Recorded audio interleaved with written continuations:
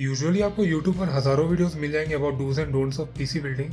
And अगर आप उनको रेफर करते हो तो एक जनरलाइज आइडिया आपको हो जाएगा कि किन बातों का आपको ख्याल रखना है पीसी बनाते वक्त। बट फिर भी चाहे आप पहली बार बिल्ड कर रहे हो या फिर आप 10वीं बार बिल्ड कर रहे हो, आपको कुछ प्रॉब्लम्स फेस करना पड़ सकता है। और इनमें से कई प्रॉब्लम्स आपके हाथ में भी नहीं होते, आप उन्हें टाल नहीं सकते, रोक नहीं सकते, आपको बस you have to face it.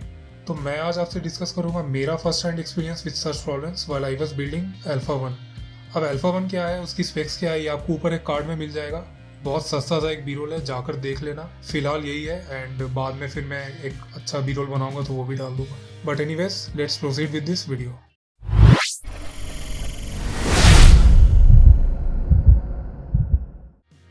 वैसे आगे बढ़ने से पहले इस वीडियो को एक बार पॉज करके नीचे डिस्क्रिप्शन में जाके ज़रूर चेक करना। वहाँ पर कुछ अमेजोन के बेस्ट बाय लिंक्स हैं, तो उस लिंक्स को अगर आप यूज़ करके कुछ भी खरीदते हो, चाहे वो पीसी प्रोडक्ट्स हो या फिर आप कुछ भी लेना चाहते हो, अमेजोन से ले सकते हो।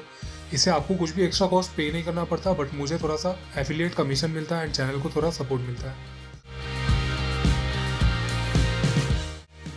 सबसे पहला टॉपिक जो मैंने लिस्ट आउट किया है वो है अबाउट डिसीजन मेकिंग। अब ये डायरेक्टली रिलेटेड नहीं है पीसी बिल्डिंग से, बट अगेन इस प्रोसेस से आप गुजरते हो।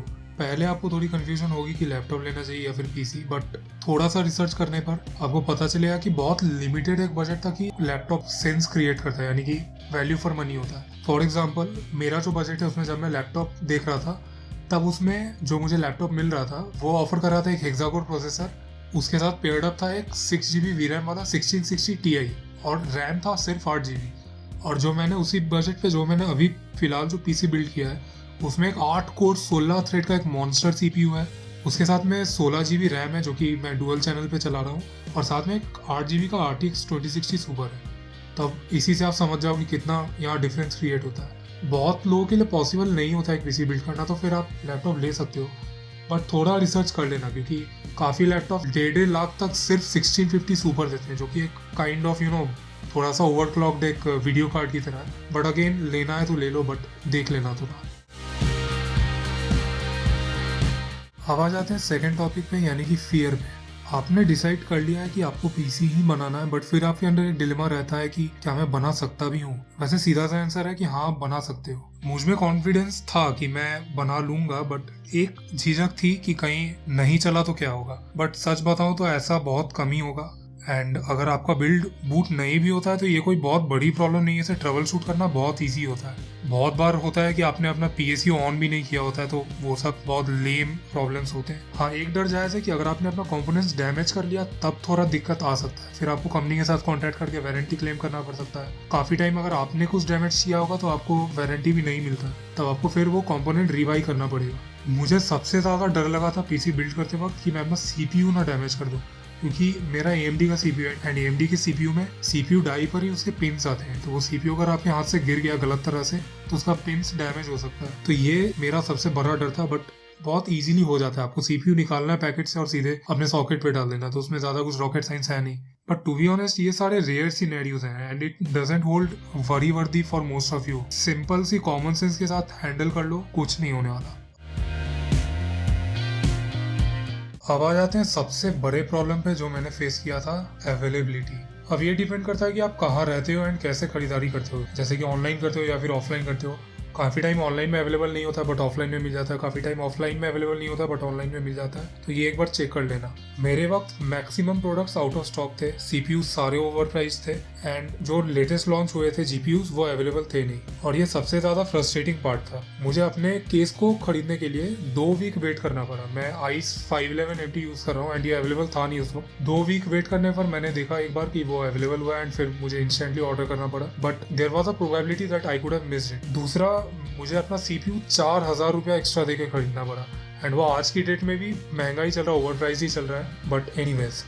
और मेरे को GPU में RTX 30 सीरीज का कार्ड लेना था, 3070 लेना था प्रिसाइजली। हाँ, मैंने जब PC बिल्ड किया तब तक 3070 रिलीज नहीं हुआ था, बट मैंने वेट करने का डिसाइड नहीं किया क्योंकि 3080 3090 का स्टॉक्स सबने देखा, आपने भी देखा, मैंने भी देखा, तो फिर कोई उम्मीद थी नहीं एनवीडिया से। एनवीडिया सब कुछ अच्छा करता है, बट जब बात स्टॉक्स की आती है तो वो बहुत इनमैच्योर बिहेव करने लगता है, पता नहीं क्यों। एनवीडिया 20 सीरीज भी जब आया था तब भी थोड़ा स्टॉक इशूज फेस करना पड़ा था, एंड अभी 30 सीरीज आया तब तो फिर खैर छोड़ ही दो।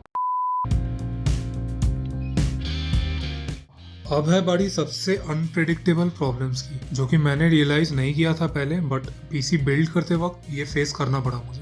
एंड ये वो प्रॉब्लम्स है जो आप फिजिकली जब असेंबल कर रहे हो तो आपको फेस करना पड़ सकता है। एंड इसके बारे में कहीं भी आपको लिखा हुआ या फिर यूट्यूब पे कोई भी डेडिकेटेड वीडियो इसके बारे में मुझे नहीं मिला, तो फिर पता नहीं, आपको अगर पता हो तो अलग बात है। तो सबसे ज़्यादा डर मुझे लगा था एंड प्रोबेबली आपको ही लगेगा CPU फैन इंस्टॉल करते वक्त। और जब आप सस्ता CPU फैन यूज़ कर रहे हो, चाहे वो एक्सटर्नल हो या फिर आपके बॉक्स के अंदर जो आता है स्टॉक कूलर वो, उसे इंस्टॉल करना थोड़ा मुश्किल होता है। मेरा जो कूलर है वो है AMD का रेटस्पायर 8GB कूलर, एंड इसका जो स्क्रू होता है वो मदरबोर्ड पे जो स्क्रू सॉकेट्स होते हैं उससे काफ़ी ऊपर होता है। यानी कि जब आपको CPU फैन बिठाना होगा तो उसके स्क्रूज को टाइटन करने के लिए आपको बहुत प्रेशर देना पड़ता है। एंड जब आप CPU अनबॉक्स करते हो तो उसके बॉक्स में बड़ा बड़ा लिखा रहता है कि CPU पे ज़्यादा वेट, ज़्यादा प्रेशर ना दें। तो ये थोड़ा कॉन्ट्राडिक्शन आपके माइंड में रहता है और आप थोड़ा कंफ्यूज हो जाते हो कि कहीं मैं अपना CPU ना डैमेज कर दूँ। बट टू बी ऑनेस्ट, आपको देखकर वीडियो में या फिर आप जब CPU फैन को हाथ में लेते हो तो लगता नहीं है, बट प्रेशर उस पर देना पड़ता है बहुत। एंड आपको काफ़ी प्रेशर देने पर ही आप अपना स्क्रू को टाइट कर सकते हो। ऐसे उतनी डर की बात नहीं है। आपका CPU डैमेज होने से पहले सबसे पहले आपका मदरबोर्ड डिजाइन ही इस तरह से किया रहता है। आप अपना CPU सॉकेट के अगर सराउंडिंग एरियाज को देखोगे तो वो इस तरह से ही डिजाइन रहते हैं कि अगर बहुत एबनॉर्मल प्रेशर उसमें पड़ता है तो वो पार्ट वहां से निकल जाएगा अलग होके। ये मैकेनिज्म इसलिए ऐसी होती है ताकि आपका CPU डैमेज ना हो, क्योंकि जब आप महंगे CPUs लगा रहे हो, 70-80 हज़ार के CPUs लगा रहे हो, तो फिर मदरबोर्ड इंश्योर करते हैं कि आपका CPU डैमेज होने के पहले आपका मदरबोर्ड ही उस प्रेशर को एब्जॉर्ब करे। ऐसे मदरबोर्ड भी टूटता नहीं जल्दी, काफी प्रेशर मदरबोर्ड ही एब्सॉर्ब कर सकता है। एंड आपको अगर थोड़ा कंफ्यूजन होता है कि क्या आप सही कर रहे हो या फिर गलत कर रहे हो, डेफिनेटली आप सही कर रहे हो। उसको वैसे ही इंस्टॉल करना है, उसे वैसे ही डिजाइन किया गया है। और जब आप महंगे कूलर्स लेते हो या फिर आप AIO वगैरह लेते हो तो फिर वो बहुत ईजी इंस्टॉलेशन रहता है उसका। बट थोड़े चीप आउट अगर आप करोगे CPU कूलर्स पे या फिर अगर आप स्टॉक कूलर्स लोगे तो उसमें थोड़ा सा आपको मेहनत लगता है करने में। दूसरा डर होता है ESD का, और ये काफी सारे वीडियोस में मैंने देखा कि लोग वार्न करते हैं कि बेयर हैंड से मत छूना, ESD हो जाएगा। ESD क्या होता है? इलेक्ट्रोस्टैटिक डिस्चार्ज होता है। यानी कि अगर आप किसी चीज पर रब कर रहे हो खुद को, जैसे कि आप बेड पर बैठे हुए हो या फिर आपने वेलवेट वगैरह पे या फिर आप कपड़े जो पहने उससे जो फ्रिक्शन हो रहा है उससे काफी टाइम चार्जेस इंड्यूस हो जाते हैं आपके बॉडी पर। फिर जब आपने मदरबोर्ड को छुओगे, चाहे वो अटैच्ड हो या फिर ना हो,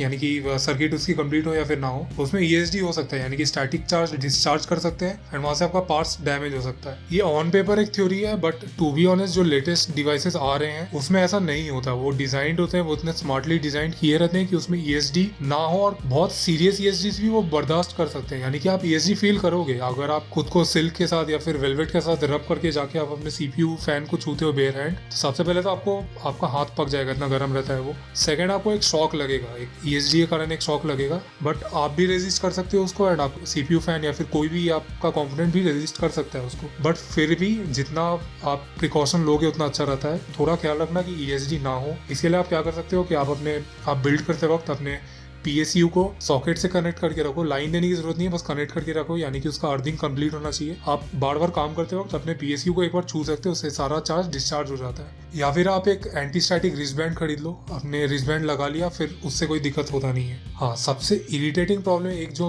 मुझे फेस करना पड़ा था वो था कि मेरे PSU से जो 8 पिन पावर कनेक्टर निकलता है जो कि आपके CPU को पावर करता है, वो मेरे केस के एक कटआउट में फंस गया था। यानी कि मैं केबल मैनेजमेंट करने के लिए सारे वायर्स को अरेंज कर रहा था एंड मेरा जो वो 8 पिन कनेक्टर था वो वहाँ पे फंस गया था। अब क्योंकि वो बहुत कॉम्प्लेक्स वे में फंसा था, उसे निकालना बहुत मुश्किल हुआ था। मुझे कम से कम आधा घंटा लग गया था उसे थोड़ा थोड़ा पुश एंड पुल कर करके एडजस्ट करके निकालने में। तो ये थोड़ा आपको प्रॉब्लम हो सकता है, बट ये तभी होगा जब आप एक चीप केस यूज कर रहे हो। तो अगर आप ऐसा केसेस यूज करते हो तो उसमें थोड़ा रूम कम रहता है, थोड़ा उसका मैनेजमेंट थोड़ा अलग तरह का रहता है, तो ये सब थोड़ा प्रॉब्लम देखने को मिल सकता है। हाँ, जब आप महंगे केसेस में जाते हो तो ये कुछ प्रॉब्लम्स आपको फेस नहीं करना पड़ेगा। उसमें बहुत ज्यादा रूम रहता है केबल मैनेजमेंट के लिए, तो फिर अगेन उसका आपको दाम भी देना पड़ता है। बट हाँ, ये मेरे को फेस करना पड़ा था। अब हो सकता है मेरे कुछ पर्सनल गलती के कारण ये हुआ हो, शायद मैंने किसी गलत तरह से वायर को इनपुट कर दिया हो वहाँ पर। हो सकता है ये आपको फेस नहीं भी करना पड़े, बट अगेन मुझे फेस करना पड़ा तो मैंने आपको बता दिया। फिर आता है आपके PC का अंधेरा पार्ट, यानी कि आपने कंप्लीट बिल्ड कर लिया है, बस आपका फ्रंट पैनल आपको कनेक्ट करना बाकी है। फिर आप कैसे करोगे? आपने मदरबोर्ड अंदर लगा रखा है, अब अपने PC को लेटाओगे एंड मैक्सिमम अगर आप किसी स्टूडियो में या फिर आप किसी प्रोफेशनल इन्वायरमेंट में काम नहीं कर रहे हो, अगर आप अपने घर पे बिल्ड कर रहे हो, तो हमारे घर में उस तरह का लाइटिंग नहीं होता एक स्टूडियो की तरह, तो आपको कुछ डार्क रीजन्स देखने को मिलेंगे। एंड मैक्सिमम टाइम्स क्योंकि आपका ग्राफिक्स कार्ड भी लग चुका रहता है तो आपको नीचे की तरफ मदरबोर्ड की तरफ ज़्यादा रोशनी मिलती नहीं है। तब आप जब वायर कनेक्ट करने जाओगे तो आपको बहुत प्रॉब्लम होता है।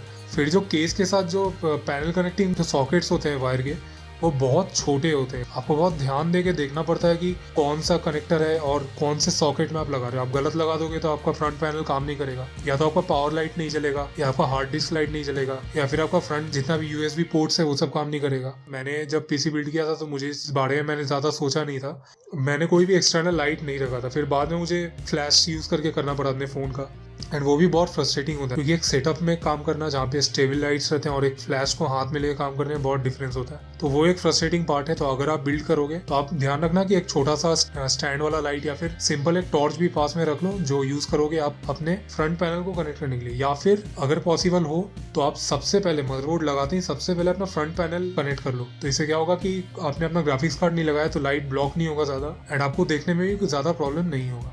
एक और प्रॉब्लम है जो कि होता है आपका पीएसयू का पावर केबल। काफ़ी कंपनीज क्या करती हैं कि आपको यूरोपियन प्लग या फिर अमेरिकन प्लग प्रोवाइड कर देती है, जो कि आपके इंडियन सॉकेट्स में लगता नहीं है ठीक से। यूरोपियन प्लग जो मेरे को मिला था उसमें लाइव और न्यूट्रल के पिन्स थे, बट अर्थिंग पिन नहीं था। उसका मैकेनिज्म अलग होता है अर्थिंग का, जो कि इंडिया में हमारे सॉकेट्स में वैसा नहीं रहता है। तो यहाँ मुझे इनिशियली अर्थिंग लेके बहुत प्रॉब्लम्स फेस करना पड़ रहा था, बट बाद में मैंने काट के उसे एक इंडियन प्लग से रिप्लेस कर दिया। बट अब कोई प्रॉब्लम नहीं है, अब इंडियन प्लग मैंने लगा दिया है तो फिर अर्थिंग से भी कोई प्रॉब्लम नहीं है, लाइव न्यूट्रल भी बहुत सही से चल रहा है। ये काफ़ी कंपनीज में नहीं होता है। मेरा थर्मल टेक का है पावर सप्लाई, तो थर्मल टेक में मुझे देखने को मिला। और भी कई छोटे छोटे प्रॉब्लम्स आपको फेस करने पड़ सकते हैं, जैसे कि आपको केबल मैनेजमेंट में थोड़ा बहुत प्रॉब्लम आ सकता है डिपेंडिंग ऑन योर केस। फिर सेकंड होता है कि आप कई बार आप अपने एलईडी कनेक्शंस उल्टे कर दोगे तो काफी कलर्स आपको नहीं मिलेंगे, बहुत एक लिमिटेड कलर्स के लिए आपका लाइट जलेगा। तो वो फिर आपको जाके फिर से अपना कैबिनेट खोल के आपको उसे सेट करना पड़ सकता है। अब last but not the least वो है विंडोज 10 इंस्टॉल करना। अब विंडोज 10 इंस्टॉल करना काफी इजी है, बट उसके लिए आपको और एक पीसी या फिर एक लैपटॉप का जरूरत होता है। काफी लोग होते हैं जिनके पास एक पुराना सिस्टम नहीं होता है, वो कम्प्लीटली एक फ्रेश बिल्ड कर रहे रहते हैं। तब आप अगर गूगल पे जाओगे तो आपको बहुत सारे मेथड्स मिलेंगे जहाँ पे आप अपने फोन से भी कर सकते हो। मैंने भी ट्राई किया था फोन से करने का, बट वो होता नहीं है क्योंकि फोन में एक ही ऑप्शन आपको मिलता है, एटलीस्ट मेरे नॉलेज में जो है वो होता है आईएसओ इमेज को बंद करना। फिर अगर आप आईएसओ इमेज को बंद करोगे तो आपको फिर दूसरे साइबर जाके आपको रूफोस डाउनलोड करके आपको सारे ड्राइवर्स इंस्टॉल करने पड़ेंगे। तो जब आप साइबर जा ही रहे हो या फिर आप दूसरे किसी पीसी को एक्सेस कर ही रहे हो, आप सीधे एक यूएसबी फ्लैश ड्राइव भी बना लोगे। तो फिर ये एक प्रॉब्लम है। अगर आप फ्रेश पीसी बिल्ड कर रहे हो एंड आपके पास पुराना कोई भी सिस्टम नहीं है, तो आप एक बार ध्यान रखना कि आप कहीं से भी किसी भी फ्रेंड से या फिर कोई भी नियरेस्ट शॉप से जाके आप एक कंप्यूटर को एक्सेस करके आप एक बूटेबल मीडिया बना के रखना। मैंने काफ़ी रिसर्च किया था पीसी बिल्ड करने पहले, उसके बावजूद मुझे ये प्रॉब्लम्स फेस करने पड़े। तो मुझे लगा कि कहीं आपको भी करने पड़ सकते हैं अगर आप भी रिसर्च कर रहे हो और उसके बाद पीसी बिल्ड कर रहे हो, क्योंकि ये सारे मुझे कहीं मिले नहीं, ना किसी आर्टिकल में मुझे मिला, ना किसी वीडियो में मुझे मिला। तो मैंने सोचा कि इसी के ऊपर एक वीडियो बनाया जाए। तो अगर आपको भी ये वीडियो पसंद आया, अगर आपको भी इस वीडियो से कुछ सीखने को मिला, कुछ जानने को मिला, तो इस वीडियो को एक लाइक कर देना। अगर आप पहली बार मेरा कॉन्टेंट देख रहे हो, आप पहली बार मेरे चैनल पे आए हो, तो इसे सब्सक्राइब कर लो। और आपके मन में पीसी रिलेटेड या फिर हार्डवेयर रिलेटेड कोई भी क्वेश्चन है, कोई भी सवाल है, तो आप नीचे कमेंट्स में लिख दो। मैं कोशिश करूंगा कि आपको कंप्लीट नॉलेज काफी इजी वे में प्रोवाइड करूं। फिलहाल यहीं खत्म करते हैं इस वीडियो को। Thanks for watching this video. See you soon.